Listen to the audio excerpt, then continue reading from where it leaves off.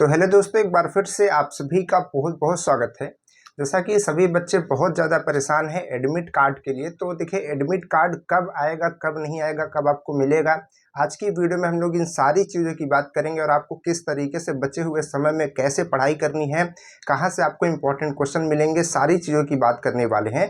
तो बहुत ही ध्यान से इस वीडियो को लास्ट तक देखिएगा। सबसे पहले बात करते हैं एडमिट कार्ड की। तो देखिए, अगर हम 2024 के एग्ज़ाम को देखें तो 2024 का जो एग्ज़ाम था वो भी 28 तारीख को ही था, लगभग 28 तारीख को था। तो उसका जो एडमिट कार्ड था कल के दिन यानी कि 16 जून को आया था, 16 जून 2024 को आया था।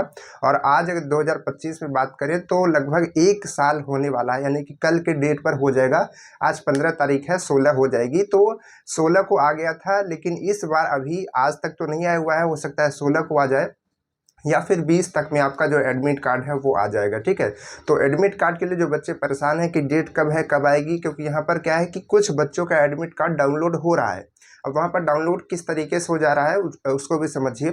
जब आप जा करके अपना रजिस्ट्रेशन नंबर डालते हैं और अपना कोड डालते हैं, यानी कि जो आपका पासवर्ड है और कैप्चा कोड डालते हैं, तो वहाँ पर बहुत बच्चों ने बताया कि सर इस तरीके से हमने डाला और हमारा एडमिट कार्ड आ गया। उनके पास में उनका एडमिट कार्ड है भी, तो वो किस वजह से हो सकता है कि वो जो वेबसाइट है उसका थोड़ा सा दिक्कत हो सकता है कि कुछ बच्चों का अपलोड कर दिया गया हो, कुछ बच्चों का अपलोड अभी नहीं किया गया हो, क्योंकि ढेर सारा डेटा होता है तो इकट्ठा अपलोड नहीं होता है, धीरे धीरे अपलोड होता है। जैसे कि आप कोई चीज़ डाउनलोड करते हो तो कैसे डाउनलोड होता है, एक डाउनलोड हुआ, फिर दूसरा, फिर तीसरा, तो उसी तरीके से कोई भी चीज़ अपलोड होती है।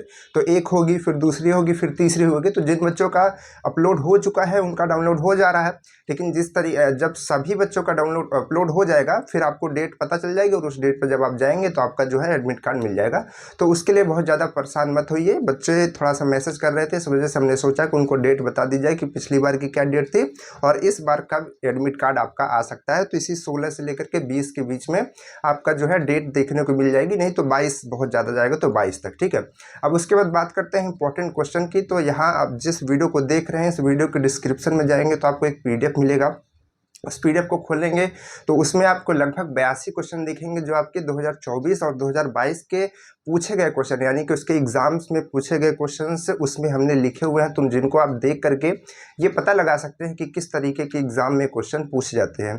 और आपको ये मालूम होना चाहिए कि जब आप एग्ज़ाम देते हैं तो वहाँ पर आपको जो पेपर होता है वो जमा करा लिया जाता है, तो क्वेश्चन बाहर नहीं आ पाते। तो अब आप सोचेंगे कि सर आपको कैसे मिलेगा क्वेश्चन, तो बच्चे जो क्वेश्चन याद करके आते हैं, ठीक है, जैसे एक बच्चा एक क्वेश्चन याद कर लिया या 2 क्वेश्चन याद कर लिया, तो वो जो बच्चे क्वेश्चन बताते हैं उनको इकट्ठा करके ये क्वेश्चन बनाए गए हैं। ठीक है, तो वो बहुत ही हेल्पफुल आपके लिए हो सकता है। साथ ही साथ वहाँ पर आपको एक 8 साल का मॉडल पेपर भी मिलेगा जिसको आप डाउनलोड कर सकते हो और फ्रीली लगा सकते हैं। कहने का मतलब क्या है कि आप उसको फ्री में डाउनलोड कर सकते हैं और आराम से पढ़ाई कर सकते हैं।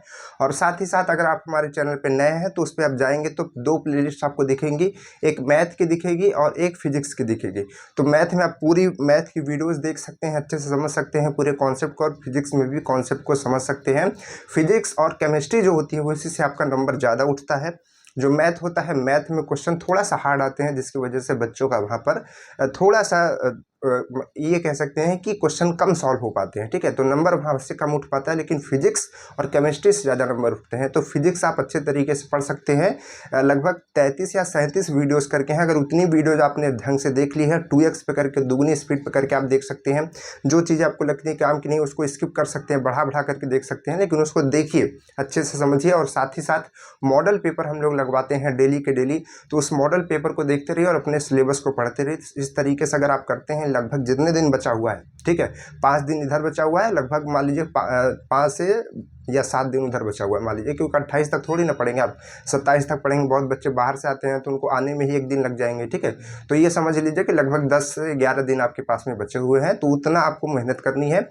और अब आपको एक मॉडल पेपर डेली लगाना है। डेली आप एक मॉडल पेपर जरूर सॉल्व कीजिए। डेली का कहने का मतलब आप 3 घंटे का एक टाइमर लगा लीजिए और साथ एक मॉडल पेपर रख लीजिए, उसको पूरा सॉल्व कीजिए। फिर अगले दिन यही काम कीजिए। ठीक है, उसमें से जो क्वेश्चन नहीं आते हो उनको बाद में सॉल्व कीजिए, लेकिन 3 घंटे के बीच में केवल आप टिक कीजिए कि किसका किसका कौन सा आंसर होगा, यानी कि एक तरीके से आप अपना सेल्फ का पेपर लीजिए डेली के डेली, ठीक है। इस तरीके से करेंगे तो ये आपको एग्ज़ाम में बहुत ही ज़्यादा बेनिफिशियल होगा। तो इस तरीके से तैयारी करते रहिए। बाकी चीज़ें जो है, ब्रांच कैसे हम सेलेक्ट करें, कौन सी ब्रांच अच्छी होती है, काउंसलिंग में क्या चीज़ें होती हैं, ठीक है, डॉक्यूमेंट्स क्या लगते हैं, हर चीज़ की जानकारी आपको देते रहेंगे। तो इसके लिए अगर आप चैनल पर नए हैं तो उसको सब्सक्राइब करके रखिए और साथ ही साथ जितने भी वीडियोज़ हैं आप उसको देखते रहिए, ठीक है। चलिए फिर मिलते हैं आपसे नेक्स्ट क्लासेस में, तब तक के लिए बाय बाय।